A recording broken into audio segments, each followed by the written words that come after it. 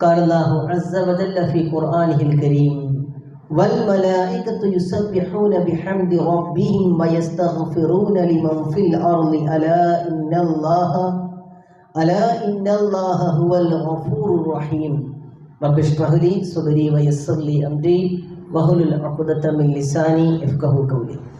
ബഹുമാന്യരായ സഹോദരങ്ങളെ, സഹോദരിമാരെ, അള്ളാഹുവിൻ്റെ കൽപ്പനകളും നിർദ്ദേശങ്ങളും ജീവിതത്തിൻ്റെ എല്ലാ മേഖലകളിലും സൂക്ഷിക്കണമേ എന്ന് ആമുഖമായി ഉണർത്തുകയാണ്, വസിയ്യത്ത് ചെയ്യുകയാണ്.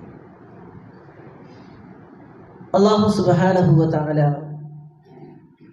മലക്കുകൾ ദുആ ചെയ്യുന്ന ആളുകളെ സംബന്ധിച്ച് സൂചിപ്പിക്കുകയുണ്ടായി. മലക്കുകൾ ആമീൻ എന്ന് പറയുന്ന ആരാണ് മലക്കുകൾ? മലക്കുകൾ മഅ്സൂമീങ്ങളാണ്, തിന്മ ചെയ്യാത്തവരാണ്. ഖുർആൻ പറഞ്ഞത് ഇങ്ങനെയാണ്, ലാ യഅ്സൂനല്ലാഹ മാ അമറഹും. അള്ളാഹു എന്ത് കൽപ്പിച്ചോ അതിനെ ധിക്കരിക്കാത്തവർ. അതാണ് മലക്കുകളുടെ പ്രത്യേകത.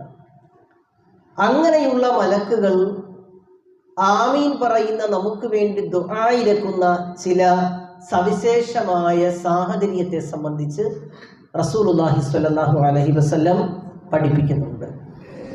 അതുമായി ബന്ധപ്പെട്ട് വിശദീകരിക്കാനാണ് ഉദ്ദേശിക്കുന്നത്. മലക്കുകൾ മനുഷ്യന് വേണ്ടി ദുആ ഇരക്കുമോ എന്ന് ചോദിച്ചാൽ നമുക്ക് അവരുടെ ലോകം അറിയില്ല. നമ്മുടെ അടുത്ത് മലക്കുകളുണ്ട്. ഖുർആൻ പറഞ്ഞില്ലേ, മാ യൽഫിദു മിൻ ഖൗലിൻ ഇല്ലാ ലദൈഹി റഖീബുൻ അതീദ്. ഒരു ലഫ്സ് പോലും നമുക്ക് ഉച്ചരിക്കാൻ കഴിയില്ല.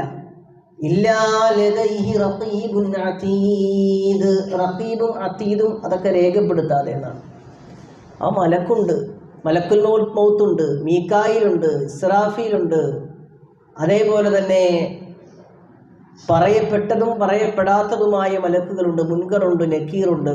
മലക്കുകളുടെ ലോകം നമുക്ക് അറിഞ്ഞുകൂടാ. നമ്മളെ സംബന്ധിച്ചിടത്തോളം അവർ അദൃശ്യരാണ്, ഗൈബാണ്.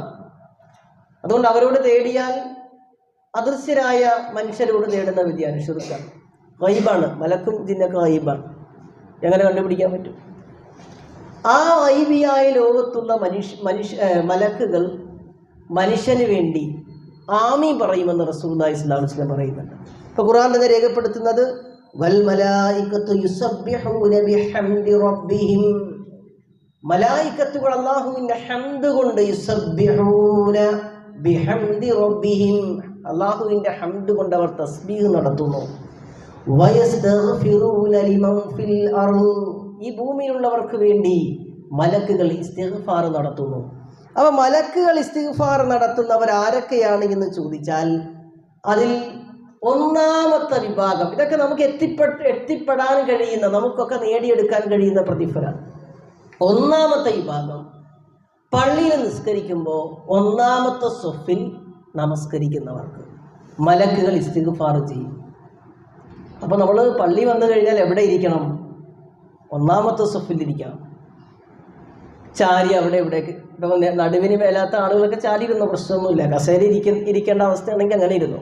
പക്ഷെ നമ്മൾ അറിഞ്ഞുകൊണ്ട് അവിടെ ഇവിടെ പോയിരിക്കാതെ, ഇപ്പോൾ ഈ വെള്ളിയാഴ്ച അങ്ങനെ ആയിപ്പോയി, അടുത്ത വെള്ളിയാഴ്ച മുതൽ അല്ലെങ്കിൽ അടുത്ത അസർ മുതൽ നമ്മൾ പള്ളി വരും, ഒന്നാമത്തെ സ്വഫ് ഇരിക്കുക.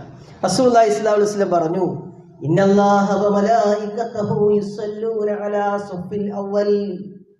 ഒന്നാമത്തെ സ്വഫിലുള്ള ആളുകൾക്ക് വേണ്ടി അല്ലാഹു യുസല്ലൂന, അല്ലാഹു സ്വലാത്ത് ചെല്ലുന്നു എന്ന് പറഞ്ഞാൽ അർത്ഥം എന്താ? മനുഷ്യൻ സ്വലാത്ത് ചെല്ലുന്നു, മലക്ക് സ്വലാത്ത് ചെല്ലുന്നു എന്ന് പറഞ്ഞാൽ സ്വലാത്ത്, സമാധാനത്തിലുള്ള പ്രാർത്ഥന. പക്ഷെ അല്ലാഹു സ്വലാത്ത് ചെല്ലുന്നു എന്ന് പറഞ്ഞാൽ എന്താ?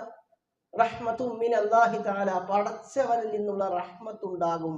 അതോടൊപ്പം വൽ മലായികതു യുസല്ലൂൻ, മലക്കുകൾ നമുക്ക് വേണ്ടി അള്ളാഹുവിനോട് സ്വലാത്തിന് ചെല്ലുന്നു. അപ്പൊ സ്വഹാബത്ത് ചോദിച്ചു, നബിയെ വലസാനി, രണ്ടാമത്തെ സ്വഫുകാർക്ക് കിട്ടുമോ നബിയത്? ഒന്നാമത്തെ സ്വഫുകാർക്ക് നിങ്ങൾക്ക് ആ പ്രതിഫലം കിട്ടുമോ നിങ്ങൾ പറഞ്ഞല്ലോ, രണ്ടാമത്തെ സ്വഫുകാർക്ക് കിട്ടുമോ? അപ്പൊ റസൂലുള്ളാഹി സ്വല്ലല്ലാഹു അലൈഹി വസല്ലം പറയാണ്, അലസ്വഫിൽ അവൽ, ഒന്നാമത്തെ സ്വഫുകാർക്കാണ് അത് കിട്ടുക.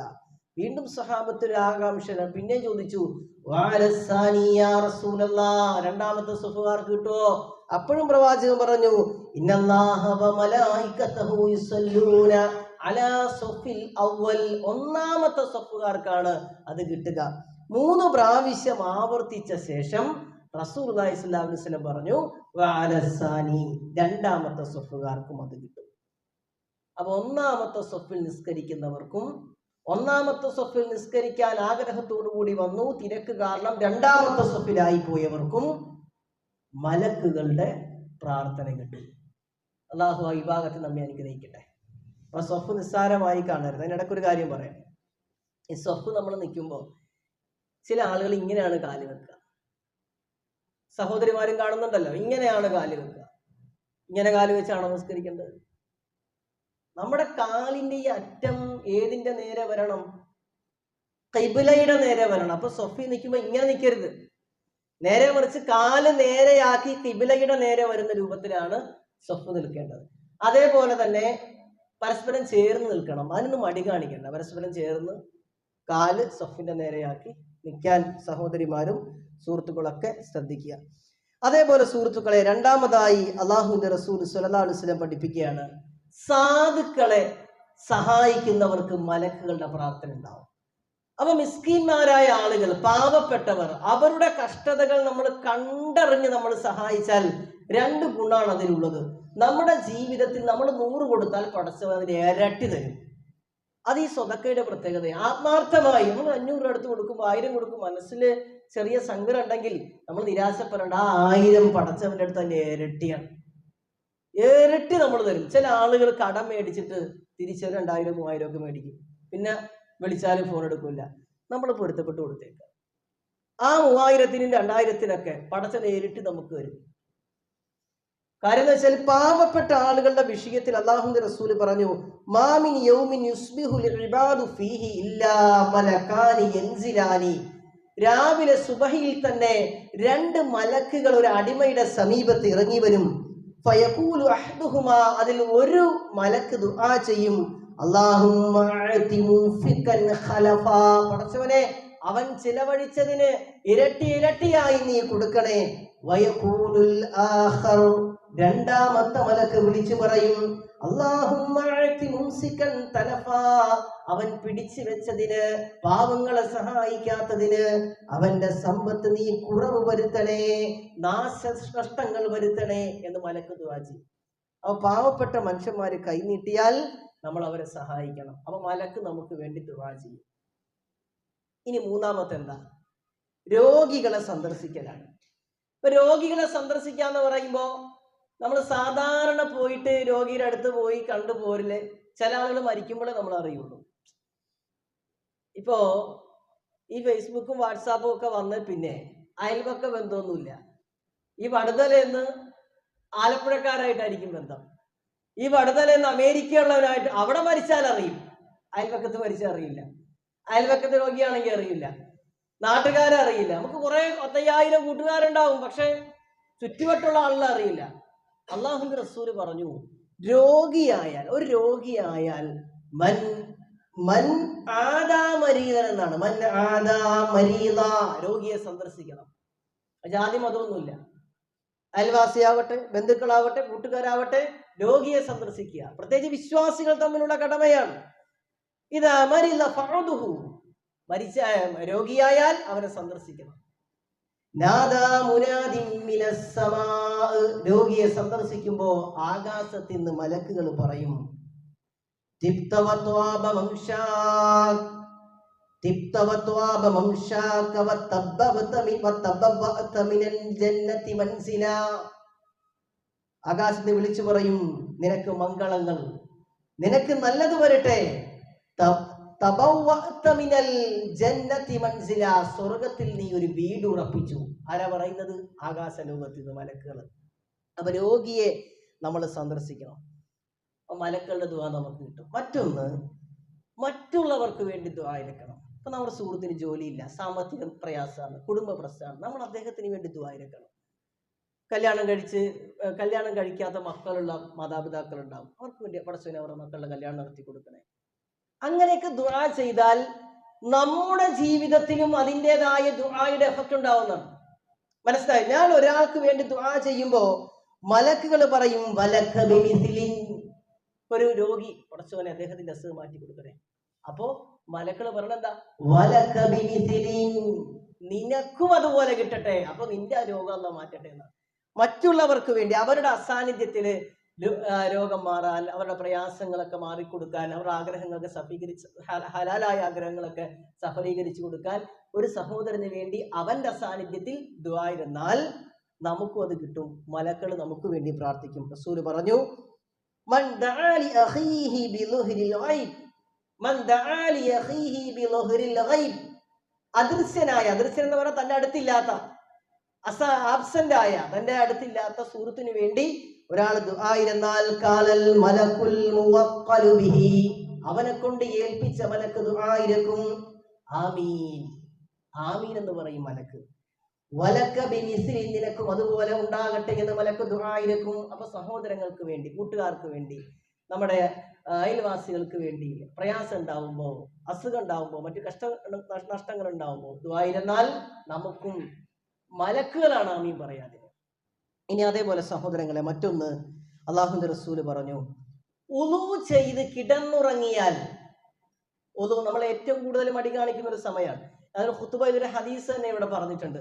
അതായത് നമസ്കാര ശേഷം സുബ്ഹാനല്ലാഹ്, അൽഹംദുലില്ലാഹ്, അല്ലാഹു അക്ബർ, ഇത് 10 പ്രാവശ്യം വെച്ച് ചൊല്ലിയാൽ നമ്മുടെ നാവ് കൊണ്ട് 150 പ്രാവശ്യമാണ് ഒരു ദിവസം ചൊല്ലുക. അപ്പം സുബ്ഹാനല്ലാഹ് 10, അൽഹംദുലില്ലാഹ് 10, അല്ലാഹു അക്ബർ 10, 30, 30 × 5 150.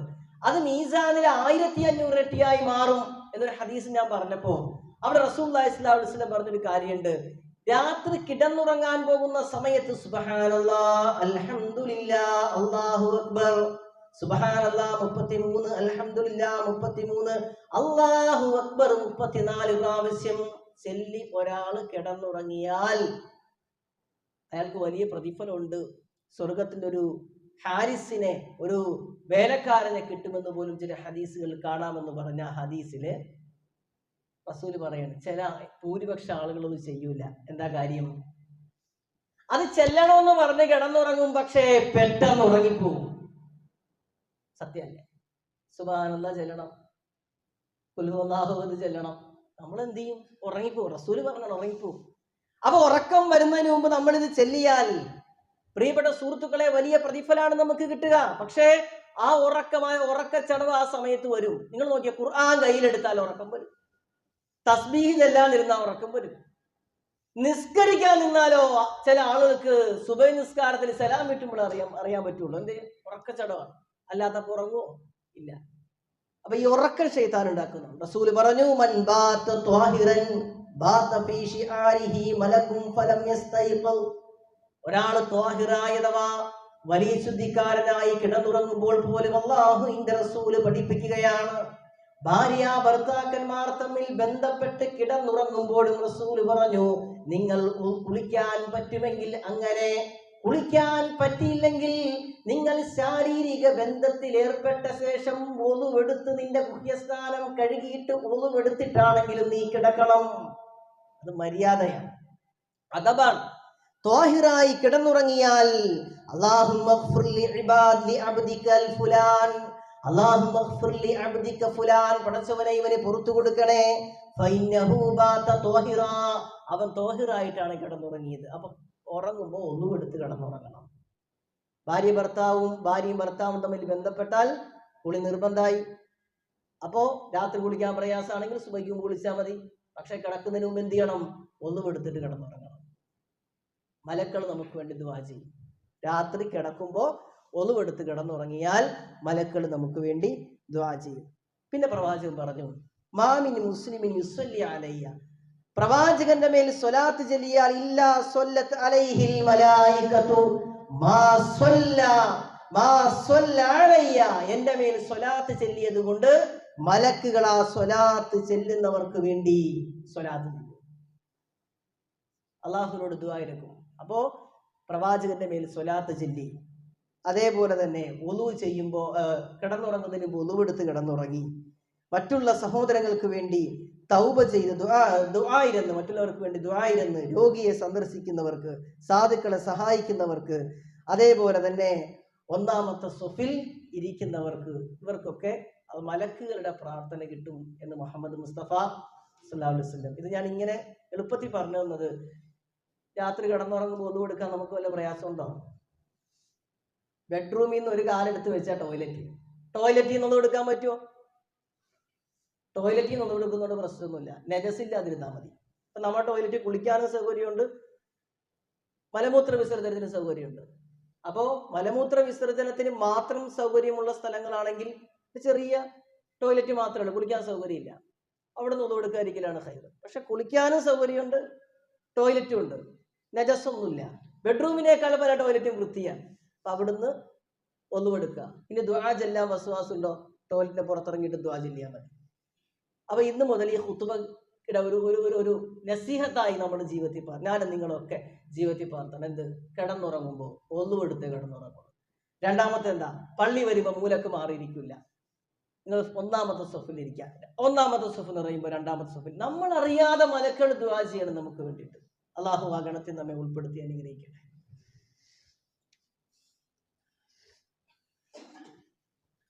അൽഹംദുലില്ലാഹ് സ്വലാത്തു വസ്സലാമു അലാ റസൂലില്ലാഹ് വഅലാ ആലിഹി വഅസ്ഹാബിഹിൽ ഫായിസീന ബിറളില്ലാഹി അമ്മാ ബഅദ്. അള്ളാഹുവിൻ്റെ കൽപ്പനകളും നിർദ്ദേശങ്ങളും ജീവിതത്തിൻ്റെ എല്ലാ മേഖലകളിലും സൂക്ഷിക്കണമേ എന്ന് ഒരിക്കൽ കൂടി ഉണർത്തുകയാണ്, വസിയ്യത്ത് ചെയ്യുകയാണ്. പ്രിയപ്പെട്ട സുഹൃത്തുക്കളെ, സഹോദരങ്ങളെ, നമ്മുടെ നാട്ടിൽ മയ്യത്തുമായി ബന്ധപ്പെട്ട് ഒരുപാട് തെറ്റിദ്ധാരണകളും പിടിവാശികളും ഒക്കെ കാണാൻ കഴിയും. അതിലൊന്നാണ്, ഒരു ആൾ മരിച്ചു കഴിഞ്ഞാൽ നമ്മൾ മയ്യത്ത് വെച്ച് താമസിപ്പിക്കുന്നത് ശരിയല്ല എന്ന് നമ്മൾ മുമ്പ് സൂചിപ്പിച്ചിട്ടുണ്ട്. മയ്യത്ത് കിടത്തുമ്പോൾ അവിടെ വന്ന് ഇപ്പോൾ എല്ലാവർക്കും ഒരുമിച്ച് മയ്യത്ത് നിസ്കരിക്കാൻ പറ്റണമെന്നില്ല. ഒരാൾ മരിച്ചു 5 മണിക്ക് മയ്യത്ത് എടുക്കും എന്ന് കരുതി എല്ലാവർക്കും 5 മണിക്ക് പോയിട്ട് പള്ളിയിൽ അല്ലെങ്കിൽ ഗ്രൗണ്ടിൽ കൂടി മയ്യത്ത് നിസ്കരിക്കാൻ പറ്റണമെന്നില്ല.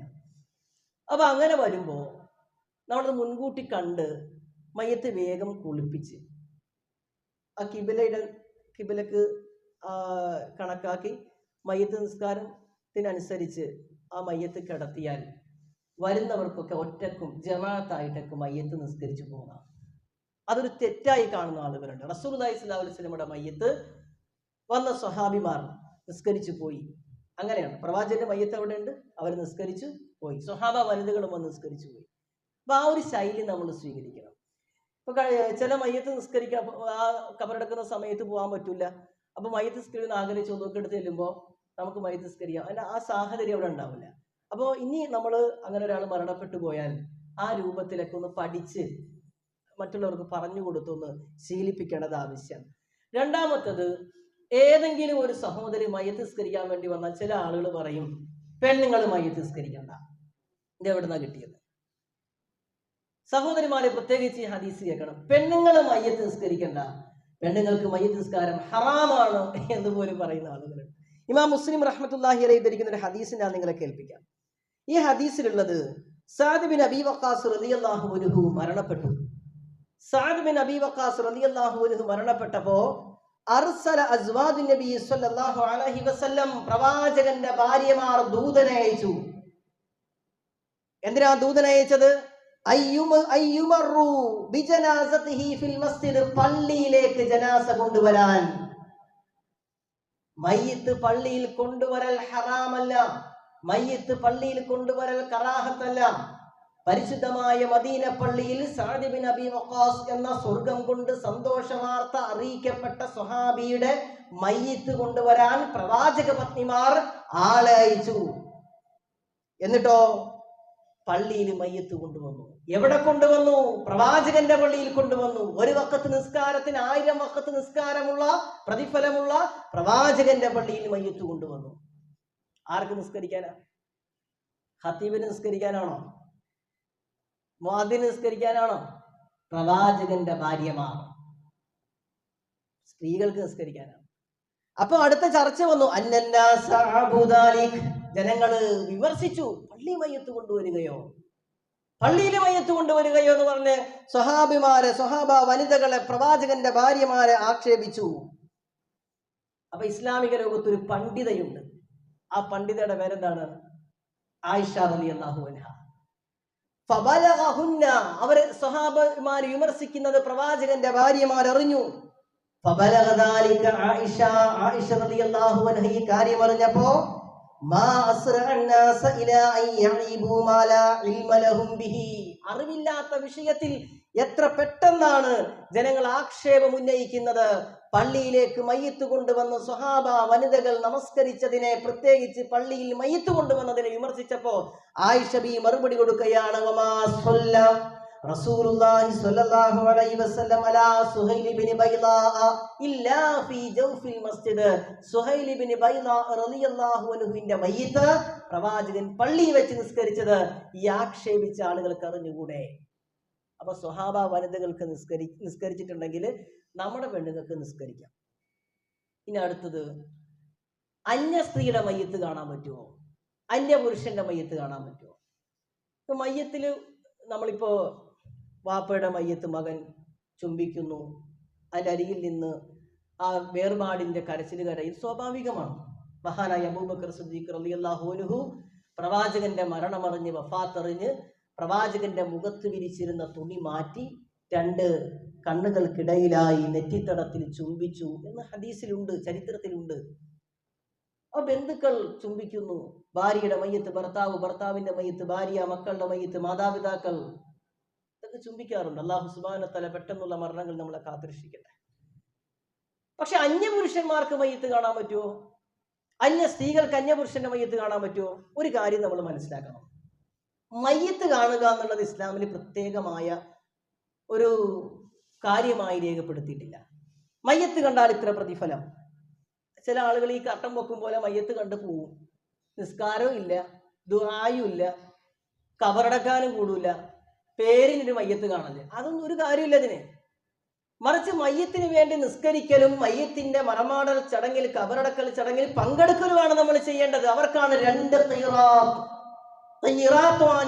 ഖീറാത്ത് പ്രതിഫലം എന്ന് മുഹമ്മദ് മുസ്തഫ സല്ലല്ലാഹു അലൈഹി വസല്ലം പഠിപ്പിച്ചു.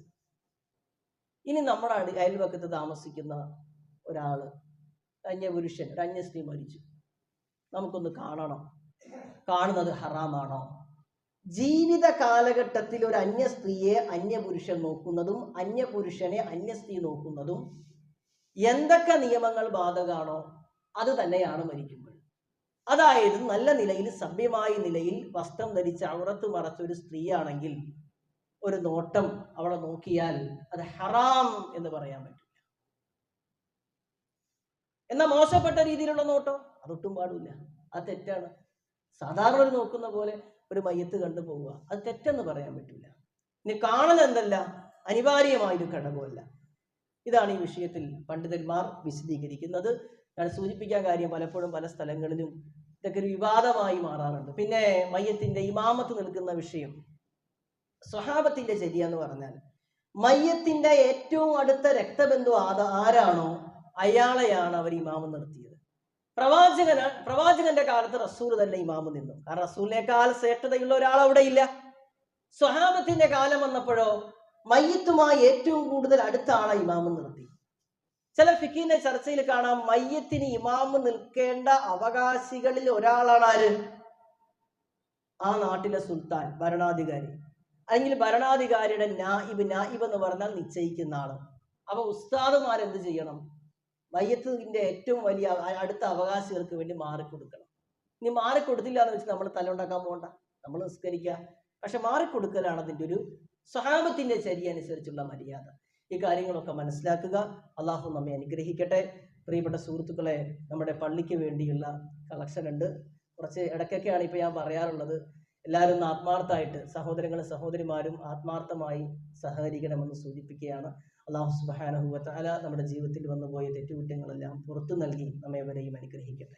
അള്ളാഹുവെ, നാളെ ഒരു സംഘം ആളുകളെ സ്വർഗത്തിലേക്കും മറുസംഘം ആളുകളെ നരകത്തിലേക്കും കൊണ്ടുപോകുമ്പോൾ സ്വർഗം നൽകുന്നവരിൽ ഞങ്ങളെ നീ ഉൾപ്പെടുത്തി അനുഗ്രഹിക്കണേ റഹ്മാനെ. നമ്മുടെ പള്ളിയിൽ പതിവായി നമസ്കരിക്കാൻ എത്തിയിരുന്ന 2 സഹോദരങ്ങൾ അസുഖം കൊണ്ട് പ്രയാസത്തിലാണ്. ഒരുപാട് സുഹൃത്തുക്കൾ നമ്മളെ വിട്ടുപിരിഞ്ഞു പോയി. അള്ളാഹുവെ, ഞങ്ങളിൽ നിന്ന് പിരിഞ്ഞു പോയവർക്ക് നീ സ്വർഗം നൽകി അനുഗ്രഹിക്കണേ നാഥ. രോഗം കൊണ്ട് പ്രയാസപ്പെടുന്ന സഹോദരങ്ങളുടെ അസുഖം നീ മാറ്റിക്കൊടുക്കണേ റഹ്മാനെ. അള്ളാഹുവെ, നാളെ ഞങ്ങളെയും അവരെയും ഞങ്ങളുടെ മരണപ്പെട്ടു പോയ മാതാപിതാക്കൾ, കുടുംബമിത്രാദികൾ, സഹോദരങ്ങൾ, അവരെയും ഒക്കെ ജന്നാത്തുൽ ഫിർദൗസിൽ നീ ഒരുമിച്ച് കൂട്ടണേ റഹ്മാനെ. അല്ലാഹുമ്മ ഗ്ഫിർ ലിൽ മുഅ്മിനീന വൽ മുഅ്മിനാത്ത് വൽ മുസ്ലിമീന വൽ മുസ്ലിമാത്ത്